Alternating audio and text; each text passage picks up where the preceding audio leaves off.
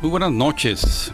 Aquí estamos continuando con la narración de este gran revolucionario que fue don Emiliano Zapata, ahora en el aniversario de su centenario reciente de su muerte. El año 2019 ha sido elegido por Andrés Manuel como año de Emiliano Zapata, y por eso todo el año hemos estado hablando del señor Zapata, y vamos a continuar. Todavía nos faltan algunos meses.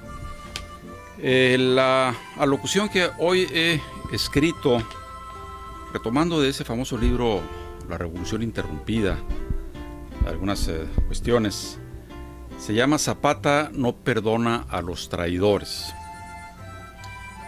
Cuando Pascual Orozco, padre, llegó ante Emiliano Zapata solicitándole que rindiera armas o que se uniera al gobierno de Victoriano Huerta, contrarrevolucionario de Marras, este generalote, al que Pascual Orozco hijo ya estaba adscrito, pues según ellos la revolución ya había triunfado, quitando de en medio al traidor Francisco Ignacio Madero. Ahora ya sé qué significa la I. Pensé que era Inocencio, no, es Ignacio. Este asesinado junto con Pino Suárez por este esbirro ojo de vidrio, patizambo y borracho, exporfirista victoriano. Y esto por orden del embajador de los Estados Unidos. Zapata tomó una decisión sumaria en ese momento. Para empezar, respondió a esta solicitud suprimiendo del plan de Ayala el nombre del general Pascual Orozco, quien había sido nombrado por los revolucionarios como jefe de la revolución. Acto seguido, mandó fusilar al padre de este para no dejar dudas de que no negociaba con traidores. Ante esto, el Congreso, donde todavía pululaban la gusanera exporfirista, misma que exigía el exterminio total de los zapatistas, el gobierno tuvo que pedir a Estados Unidos y Europa un crédito adicional de $10 millones para continuar la guerra contra los zapatistas. Culpaban este Congreso de gusanos, culpaban a Madero del crecimiento de la revolución campesina a causa de que les había prometido tierras y también de su tibieza para abatirlos. Esto último no era del todo cierto. Ya había mandado a los federales al estado de Morelos a desarmar a los zapatistas o aniquilarlos. Y en el informe del 1 de abril de 1912, un año antes de que lo asesinaran, había dicho en el Congreso, abrimos comillas: por fortuna este amorfo socialismo agrario, que para las rudas inteligencias de los campesinos de Morelos solo puede tomar la forma de vandalismo siniestro, no ha encontrado eco en las demás regiones del país. Palabras de Francisco Madero. Cierran comillas. En cuanto a las promesas de repartición de tierras, escribió en el diario El Imparcial, exculpándose, lo siguiente. Se abren comillas. Siempre he abogado por crear la pequeña propiedad, pero eso no quiere decir que se vaya a despojar de sus propiedades a ningún terrateniente. Una cosa es crear la pequeña propiedad por medio de un estudio constante, de un esfuerzo, constante, y otra es repartir las grandes propiedades, lo cual nunca he pensado ni ofrecido en ninguno de mis discursos y proclamas. Sería completamente absurdo pretender que el gobierno fuese a adquirir todas las grandes propiedades, o sea, comprarlas, ¿no?, para repartirlas gratis después entre pequeños propietarios, que es como se concibe generalmente el reparto de tierras. Pues simple y sencillamente el gobierno no tendría dinero suficiente para hacer tal operación, ni contratando un empréstito tan colosal que los únicos réditos causarían la bancarrota del país.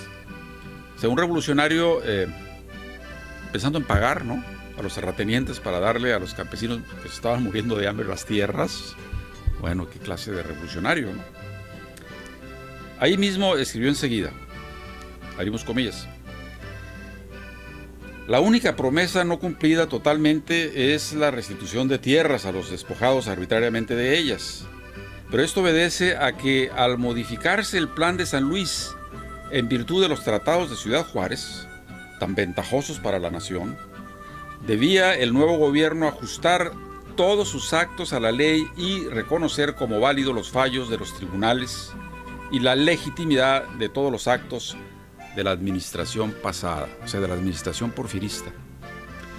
Por este motivo es difícil restituir sus territorios a los que han sido despojados de ellos injustamente, declarando sujetos a revisión los fallos respectivos en los casos en que los despojos han sido sancionados por todas las prescripciones legales. Fin de la cita. Ante esta perogrullada de notario Leguleyo, dicen que Zapata afirmó: a mí se me hace que no va a haber más leyes que las muelles. Seguramente se refería al mecanismo de recarga de las carabinas 30-30 que los rebeldes usaban. Postdata. Para ir entendiendo mejor el proceso de la revolución interrumpida, después de haber leído el capítulo correspondiente al zapatismo del libro de Adolfo Gili del mismo nombre, citamos lo siguiente del periódico Regeneración que escribió en marzo de 1911 Ricardo Flores Magón. Citamos: la revuelta de Madero no puede llamarse revolución. Las revoluciones deben de responder a una necesidad social para que puedan ser consideradas como tales. De lo contrario, son solamente revueltas. Fin de comillas. Y bueno, sí, ya en Ciudad Juárez, mientras se negociaba con Porfirio Díaz que se fuera y que permitiera elecciones, donde ahí mismo se había cortado el espíritu revolucionario, pues los líderes campesinos que estaban ahí, Villa, el mismo Orozco, cuando todavía era revolucionario, decían: ¿y las tierras? Y él les decía: claro que va a haber tierras, vamos a venderles tierras federales que no estén ocupadas ya, o sea, a la orilla de la orilla, ¿no? Entonces, bueno, desde entonces ya estaban calentándose los metales contra Madero por los revolucionarios. Además hay que recordarnos que Victoriano Huerta por poco fusila a Villa, por un pelo fusila a Villa, y a la hora de que asesinó a Francisco I. Madero y a Pino Suárez, pues a mi general Ángeles lo puso preso para después saber qué hacía con él, ¿no? Entonces era una fichita bastante bien detectada de antirrevolucionario, traidor y asesino, el tal Victoriano Huerta. Y estaban asociados los Orozco ahí con él, ¿no? Cuando eran los Orozco compañeros de armas de Villa y de Zapata, al menos ideológicamente hablando. Bueno, esto es por el momento, nos despedimos, seguiremos hablando el resto del año de Emiliano Zapata, ahora ya, metiéndonos a investigar en otros libros. Hasta siempre, que estén bien.